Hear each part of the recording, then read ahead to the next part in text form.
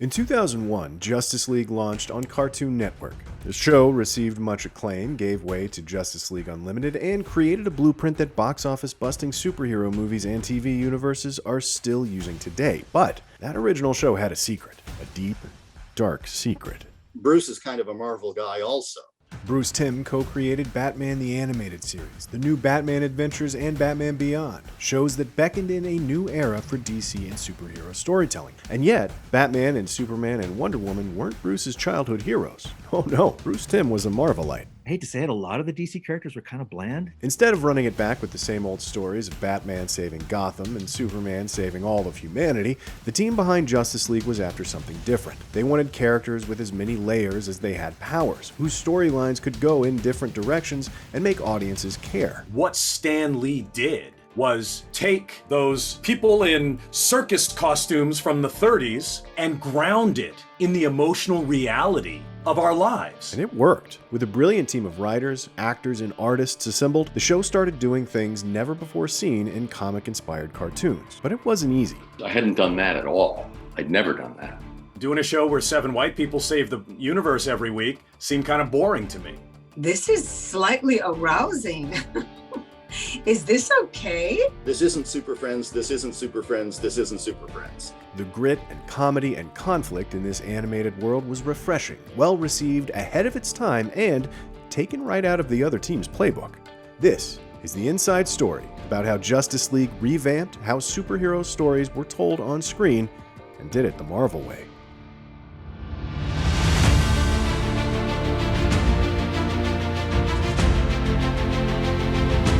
Coming off of Batman and Superman animated shows, there was one big question on the minds of DC animators and writers.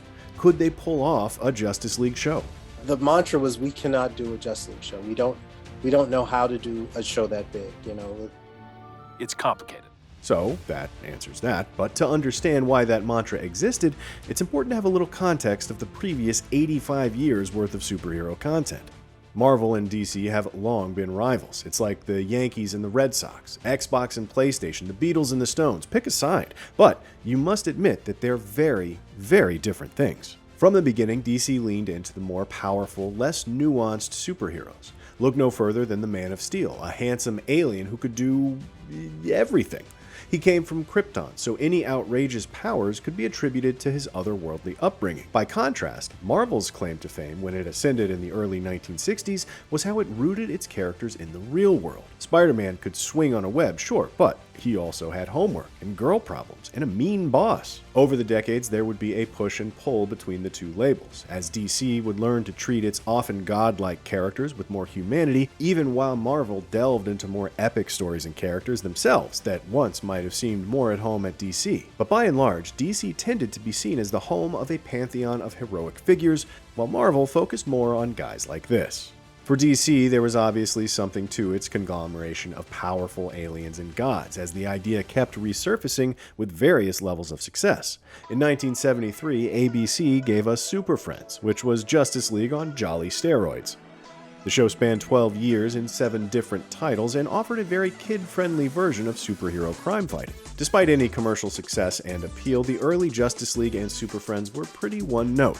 Invincible superheroes defeated vincible bad guys. No one wanted to add other dimensions because the target demographic was children, and producers weren't worried about delivering complex characters or storylines. So it was, and so it always had been, until a young animator at WB named Bruce Timm produced Batman the Animated Series.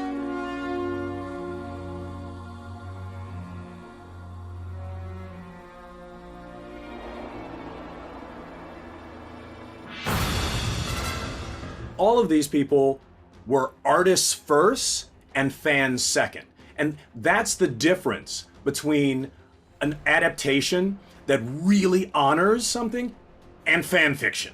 The show first aired on Fox Kids in 1992 and quickly became one of the most applauded cartoons.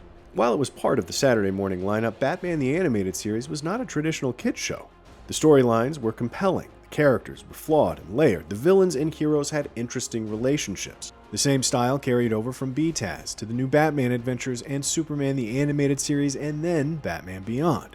Each show pushed the envelope as far as what could be accomplished in children's programming and moved Timm and his co-creators closer to doing something new, something daring, something bigger. Bruce always used to say, "I'll never do a Justice League. There's no effing way I'm going to do it." And obviously they were asking him, so... The shows drew neither the ratings nor, more importantly, the merchandise sales WB demanded, so Timm and producer James Tucker went back to the drawing board. They assembled a quickie pilot where the Justice League served as mentors to a trio of teen heroes. We were totally pandering to kids WB because we knew they didn't like the shows we made well. No one will touch it, not even public access. The pandering didn't work, but it might have created just enough spite to take the idea somewhere else. That pitch got shot down, and so Bruce was just pretty, like, oh, screw him. And literally he was like, you know what, I bet I can call Cartoon Network right up and sell a Justice League show. Talk to me. So look, we're thinking about doing a Justice League cartoon. He said, great. How many episodes you want to do? I said, 22? He said, great. When can we have them? I don't know, a year from now? Great, let's do it. Perhaps just as important was the toy company going all in on the concept. We need the Justice League! But mega dangers require mega armor! Activate Superman! Electron Blaster Flash!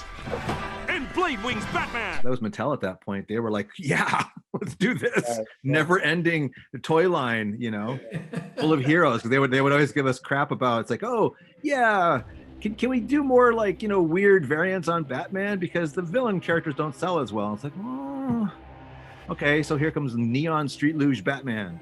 This was different. It was like, yeah, 7 heroes, and we can do variations on those 7 heroes. And just like that, they had caught the car, or should we say Batmobile. After vowing to never make a Justice League show, their number had been called. They had to put a team of DC heroes together, even if those DC heroes hadn't been Bruce Timm's heroes when he was growing up. Honestly, I was always more of a Marvel kid when I was younger. So group dynamics to me was the Avengers. A lot of work went into trying to establish the dynamics of the characters, because what sort of our mantra going in was, this isn't Super Friends, this isn't Super Friends, this isn't Super Friends. Part of that was that Super Friends were all this sort of generic good guys, and they were sort of more or less interchangeable. And so we worked very hard to sort of find a personality and a niche that each character would fill that would be a unique space. And that gave room for them to bounce off of each other. And so, building the perfect Marvelized team of DC characters was underway. First, they had to choose the characters, then figure out how these characters would interact and what would make those interactions worth watching. Could they do the one thing no other superhero show had managed, and the thing that Marvel Comics had mastered decades earlier? Could they make a team of impossibly strong superheroes relatable? At a glance, the roster they put together might seem too powerful, too disjointed, or too DC-ish. Upon closer inspection, you can see how the characters and character choices they made created the perfect 7-person puzzle. And I believe that if we stayed together as a team, we would be a force that could truly work for the ideals of peace and justice. What? Like a bunch of super friends? More like a Justice League. If there was one question during pre-production that already had an answer, it was how the Justice League team would handle the Caped Crusader. Batman was the horse that got them there, and Kevin Conroy, the undisputed voice of Batman. In addition to his sound, Conroy's take on the character fit into the creative team's approach to the show. We were lucky enough to speak with the legendary voice actor before his passing in 2022. He's such a damaged character. He's such a damaged man. He cannot allow himself to be intimate with anybody. He can't. They saw him more as an outsider, almost a begrudging joiner. He only joined because he had to get things done. You know what I mean? Conroy played a person, not an unbeatable crime fighter. Even with all the billions and fancy gadgets at his disposal, the guy from Batman the Animated Series was a real person who fought for justice and desperately needed therapy. And the idea of Batman going out into outer space is kind of goofy, but when he's hanging out with gods and super people, he has to do it. Though Conroy might have been the shoo-in for the role, the question remained as to how Batman would work as one slice of a 7-slice pie. How would any of these superhero performers handle being part of a collective as opposed to the one and only? They were happy to be part of an ensemble piece like this, but they also would like to have had more screen time.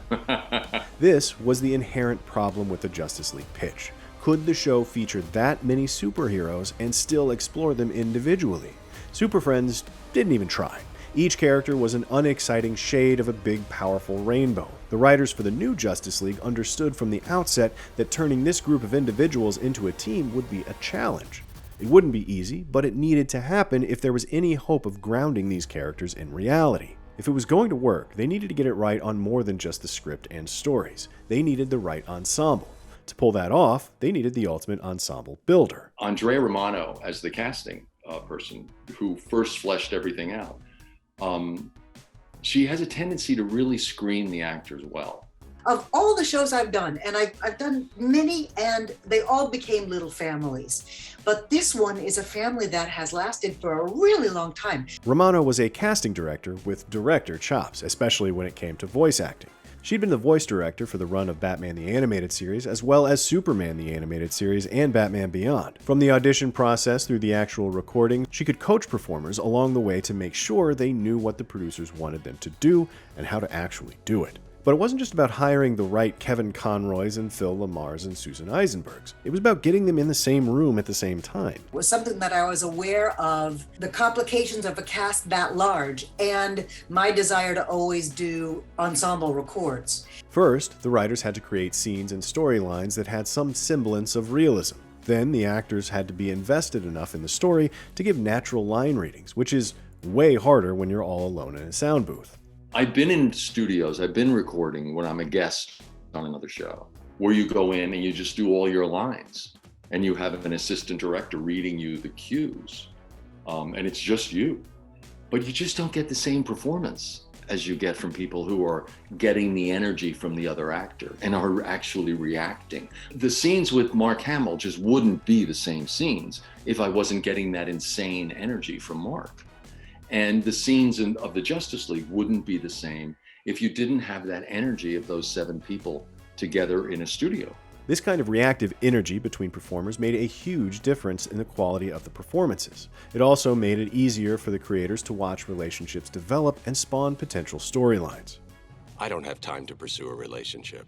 My work is too important to allow any distractions. Diana's a remarkable woman. She's a valued friend. She's standing right behind me, isn't she? Batman was still cool and strong and dark and brooding, and Wonder Woman was still rad, fierce, powerful, and kick-ass, but also, just maybe, they both wanted to kiss sometimes?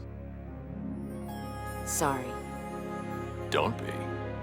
As we saw on Batman the Animated Series, once that door was cracked open, the Dark Knight started having emotions that were bigger than just beat up but for sure don't kill the bad guys. And with Justice League, the character was opened up to all kinds of new feelings. We got a little bit of pushback that, oh, Batman's really quippy in this show. And it's like, I'm okay with Batman being funny as long as it's dark. As long as his sense of humor is like kind of pissy and dark. I'm expected back in Metropolis. Another key to the city. Andrea knew that I sing and I like to sing. And Bruce Timm is the one who said, how Batman would never sing? How could Batman sing? And someone came up with the idea of, well, Am I Blue would be a good idea. Am I blue? Am I blue?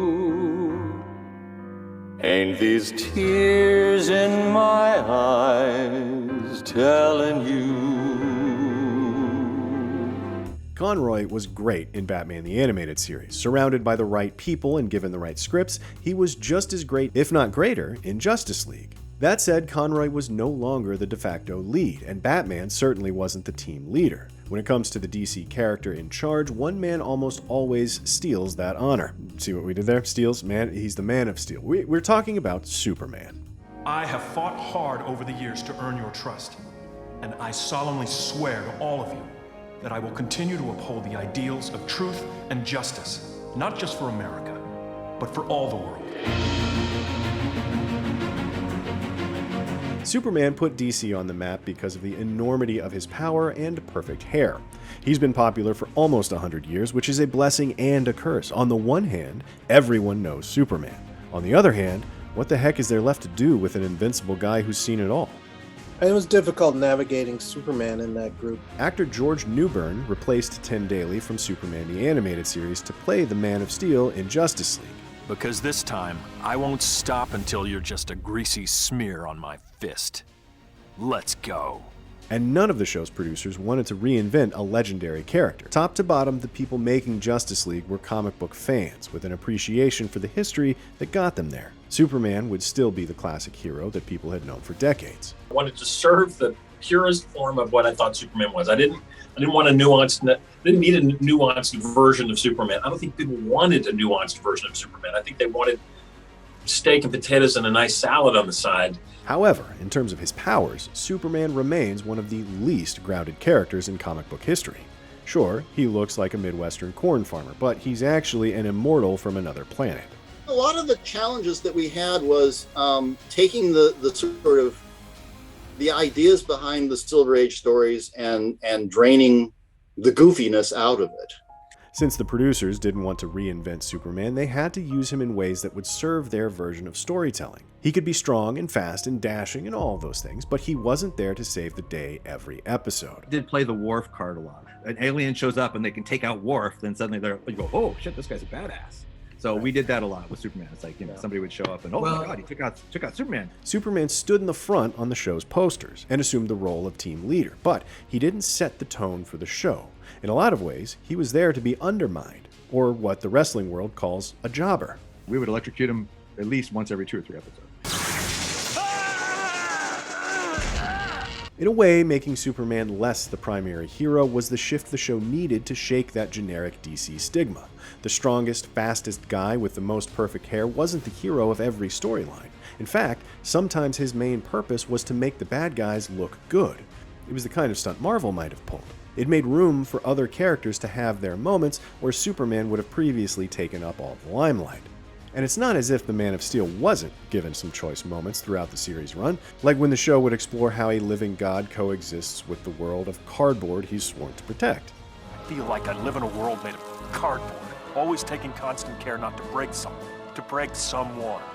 Never allowing myself to lose control, even for a moment, or someone could die.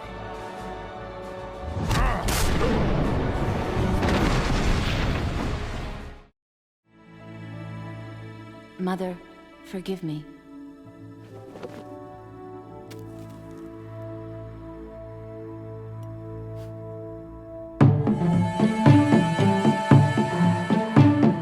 Unlike Superman and Batman, Wonder Woman was new to the world of the DC animated universe, as the shows that began with Batman the Animated Series were called. She was coming from Themyscira. She was joining this group of people she didn't know. For her DCAU debut, we meet Diana as a newcomer to a man's world, with a slightly abbreviated origin that ties into the League's foundation. We didn't have time to do the whole contest thing with her, and so we came up with this idea of her going in and stealing the lasso. And as far as I know, this had never been done before in any of the comics and things like that. And then, a few years ago when the Wonder Woman movie came out, lo and behold, what does she do? She goes in and she steals the stuff. And it's like, hey! Like Superman, the original Wonder Woman was overly powerful. Super fast, super strong, not really susceptible to bullet wounds.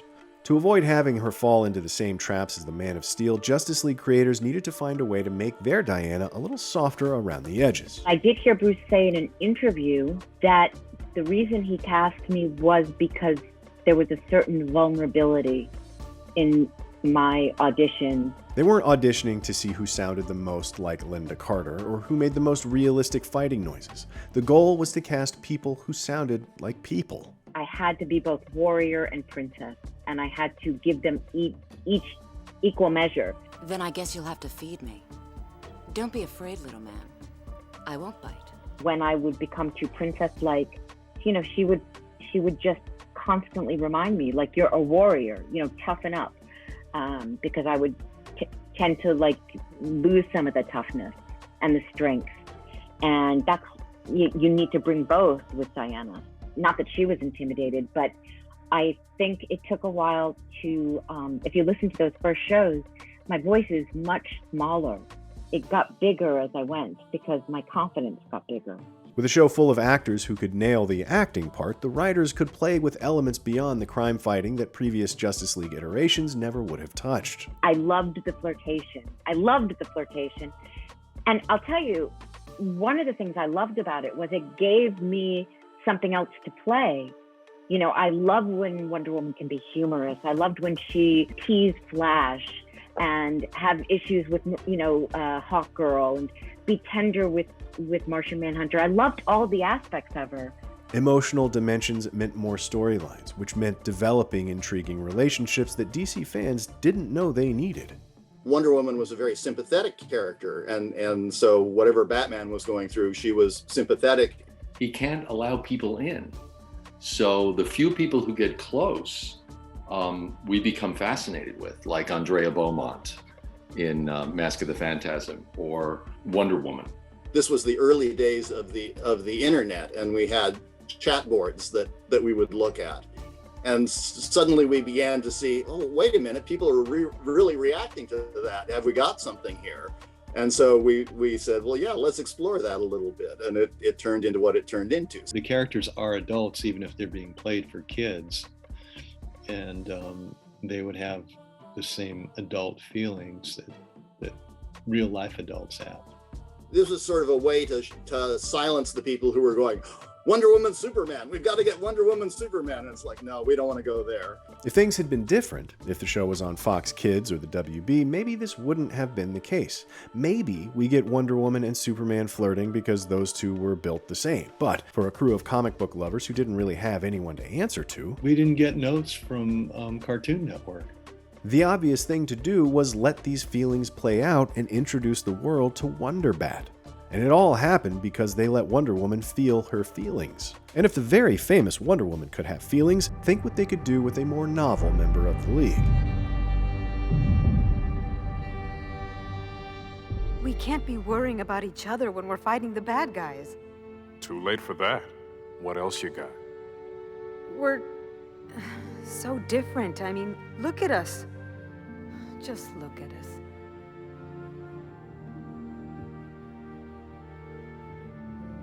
Historically, Hawkman was a member of the Justice League, but for this iteration of the team, it was Hawkgirl who would be a founding member. I don't think anybody pushed back on that. Everybody kind of like, oh yeah, that's a good idea.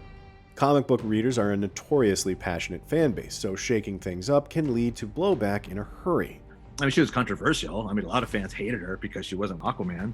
Yeah. But, you know. She wasn't Aquaman. She was Hawkgirl. And she was a Latina-esque warrior who brought something entirely new to the table.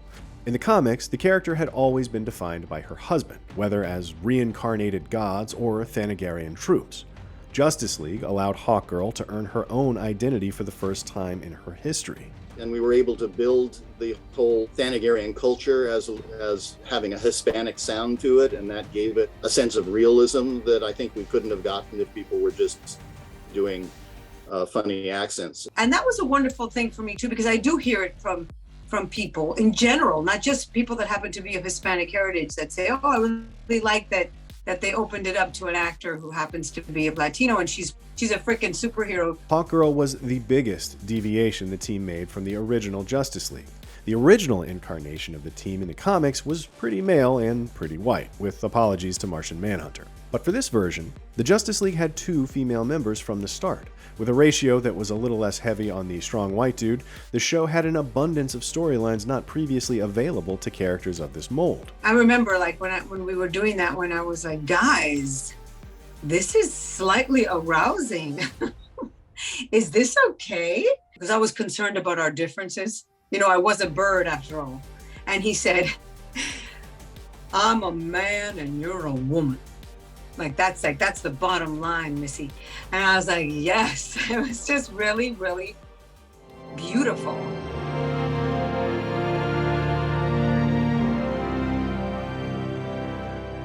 Inspired by his Marvel fandom, Timm empowered his team to give these superheroes real feelings and conflicts. The way the writers wrote scripts, the way Andrea Romano had them perform together, and the fondness each actor had for the work ensured this animated series wouldn't be anything like what had come before.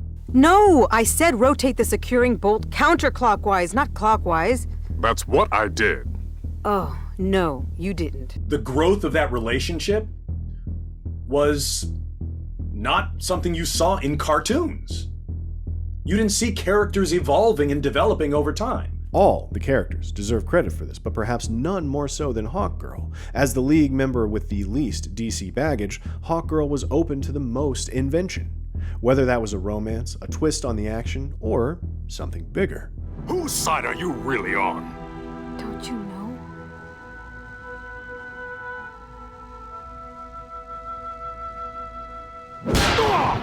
Yeah, we knew that before we wrote the pilot. Yep, those tricky, devious, Marvel-loving writers had big, dastardly plans for the special edition to the Justice League. We used the first 2 seasons to build up Shiera and get everybody to love her. And, Hawkgirl had been a fairly minor character in the DC universe up until that point. And this really put her on the map. So it was... Even Maria Canals didn't know until a few days before the recording that this was what was going to happen, and she was pretty shocked. The JL writers did the unthinkable and turned things upside down by making Hawkgirl a traitor. The twist was outside the realm of what fans would have thought possible, including the fans who were on the show. They didn't talk to me. They didn't give me a heads up when I betrayed the League. I was like, what is this? I was so upset about it. I was genuinely hurt. But again, conflict and drama only makes things more interesting. And I think that was one of the reasons that the show was so successful. It was very cinematic. Of course, Shiera's betrayal of her fellow Leaguers was only the latest step in her journey, and she would eventually return, because nothing on this show was as simple as good guys or bad guys.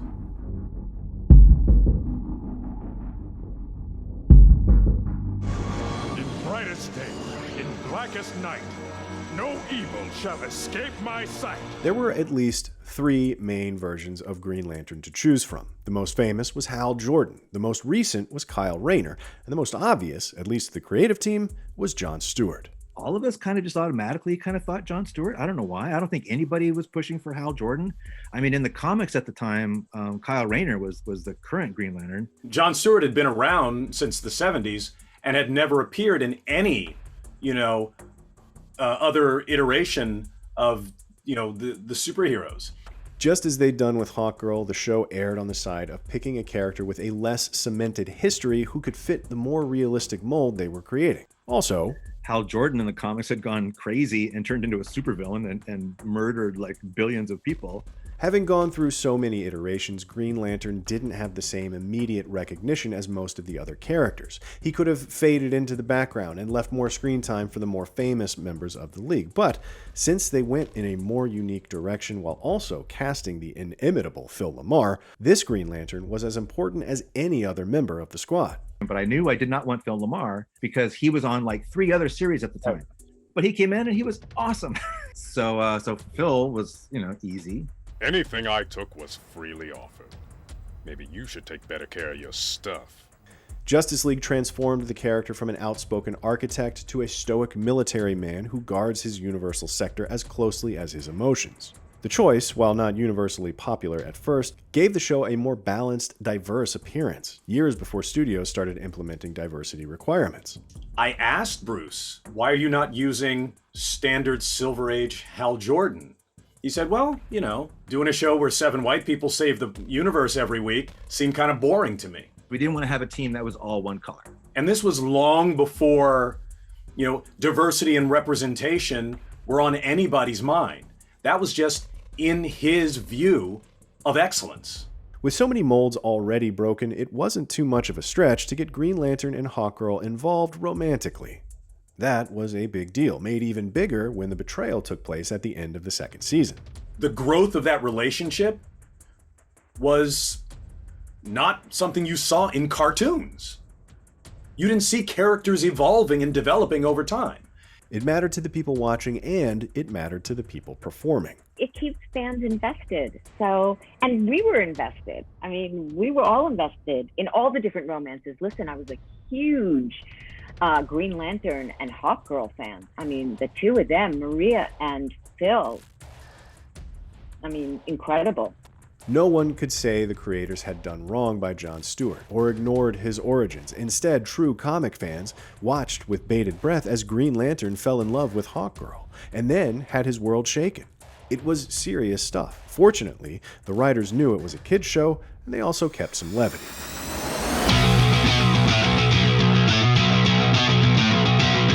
Look, I'm usually pretty quick on the uptake, but would someone please tell me what the heck is going on here? The Flash of Justice League is Wally West, arguably the first comic book legacy character to truly own their mentor's mantle. Barry Allen was long dead in the comics, but Wally had become a beloved character in his own right. With its roster of ancient warriors, utilitarian hardasses, and no less than 3 aliens, the Justice League needed a little bit of comic relief, which the young wisecracker Wally provides in spades. When the Scarlet Speedster shows up in TV shows and live-action blockbusters, we're usually getting Barry Allen. His personality, however, is pure West, and Grant Gustin, and especially Ezra Miller, owe a huge debt to Michael Rosenbaum's instantly lovable performance. Rosenbaum's Flash is like the ultimate joiner. He's like, you know, the kid in high school who's wants to be on everybody's team. He's just all over the place. So to Batman, he was just the most annoying character possible. You know, he just had to endure him. Don't touch that. Oops. The perfect Flash. You know, Flash has to be a smart aleck. He has to be. Bruce Timm grew up loving the Avengers. His preferred super squad had hints of reality, and in reality, everyone bickers from time to time. There's no way a 7-person team, no matter how heroic the members are, wouldn't argue on occasion. So, you make the Flash a little cocky, maybe a little difficult, and now you have some natural dissent that happens within the group. It's fine. It's healthy, even. Playing up the Flash's energetic nature made him the type of person Bruce Wayne didn't want to be around. By contrast, the actor playing him, Michael Rosenbaum, was a person everyone in the cast wanted to be around. Somebody's got to bring the humor, because there was so much action, so much fighting, and so much stuff going on that it could get bogged down. And if somebody didn't crack a joke, both in the episode and in the session, it would get bogged down. So you could always count on Michael to crack up the room. If there was ever a tense moment for any reason, he would say the thing that would just loosen it all up, and we'd all laugh like crazy. To have Wally West use comedy as an equalizer when he was standing toe-to-toe with Batman and Superman made him relatable to all the kids who couldn't run that fast but loved to crack wise in class and get their teachers all flustered. The fun-loving nature of the Flash brought a class clown vibe to the team, and Michael Rosenbaum gave the performance that made it all work. Bye-bye.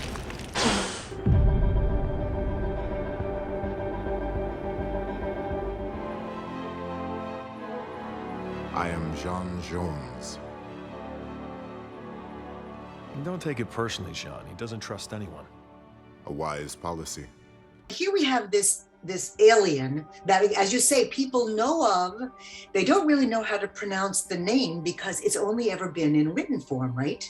So Bruce and I, as we did with Lex Luthor, we looked at each other and said, how do we want to pronounce this? Let's make it like the French Jean. Okay, Jon Jones. Okay, that's what we did. DC has a long history of explaining away characters' powers by making them either aliens or gods. Popular examples include Superman from Krypton, Wonder Woman the demigod, and Jon Jones, also known as Martian Manhunter, although he was rarely called that in the series.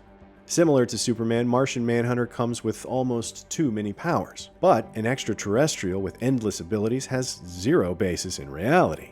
You know, he breaks your heart in a wonderful way. You know what I mean? There's something so touching about his Martian Manhunter as outsider. And I think, you know, for Diana, they bonded on that, just being from the outside and coming into this group, band, league. The alien nature that gave the character literal strength becomes a personal weakness, which gives the show strength by making Martian Manhunter at least a little relatable. And none of these ideas would have made it from the writer's room to the screen if not for the performance of Carl Lumbly. We cast Carl Lumbly because he has such a gorgeous melodic voice that has a sort of otherness to it. In a voice that showed very little emotion. He did not use a lot of highs and lows in the pitch of the voice. He gave such a varied, beautiful audition and performance. A powerful extraterrestrial with no issues is just a cheat code for the Justice League, but a guy who's trying to make heads or tails of a new world is more identifiable. Jon provides the inciting incident for the team's whole existence, and by the time of Justice League Unlimited, he'd grown into a leader, holding it down in the Watchtower, dispatching DC's finest all around the multiverse. There's a slight change you'll notice in Jon Jones' voice between Justice League and Justice League Unlimited. Small, but there's a slight distinction that we asked him to make, and he did it again beautifully. My family and loved ones are long gone. I am the last of my kind. I know the feeling. He didn't have many of these. We let him have more of these. We let him speak a little more naturally in human cadence, as opposed to what we tried to create as an alien cadence. Martian Manhunter rounds out a team of 7 famous, ultra-powerful, almost undefeatable beings. Very often, in past versions, that was it. And while the Justice League of 2001 wasn't about to introduce a super squad that consistently got bested by the bad guys, this team was full of interesting dynamics and personal grievances that would shape the way they interacted and saved the planet. The idea doesn't seem novel anymore because pretty much all superhero entertainment has adopted this model. Proving that all these characters are viable, and there's a lot of possibilities, which now 20 years later, obviously it's all over the place. People are adapting and doing things with these characters. The show amplified its shared universe feel once it morphed into Justice League Unlimited, which, in the wake of Hawkgirl's betrayal, opened up the roster of the team to pretty much the entire DCU. Maybe we'll replace him with, Aquaman, or maybe we'll do a rotating person in that spot. And I said, but what if we do the unexpected, and instead of just having 7 core players, what if we have 50 core players? And I think everybody went, what? What did you just say? After a combined 5 seasons, on May 13, 2006, the last episode of Justice League Unlimited aired.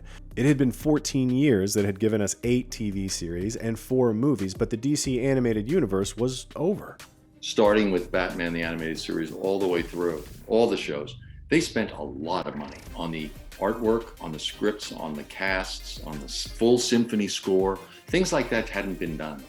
And it's why you look at them now and they still look so amazing and so new, and still so fresh. Soon after, a little film called Iron Man would prove the viability of the shared superhero universe to the world at large, a concept which owes a massive debt to DC, Warner Brothers Animation, and Justice League. Any future steward of a cinematic universe would do well to study Justice League and Justice League Unlimited.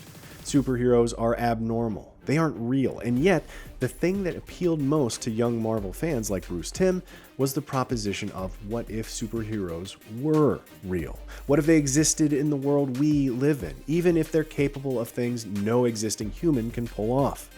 Justice League was a DC show made by some guys who loved Marvel, and it became the blueprint for how multi-hero movies and series would get made moving forward. Something in my eyes.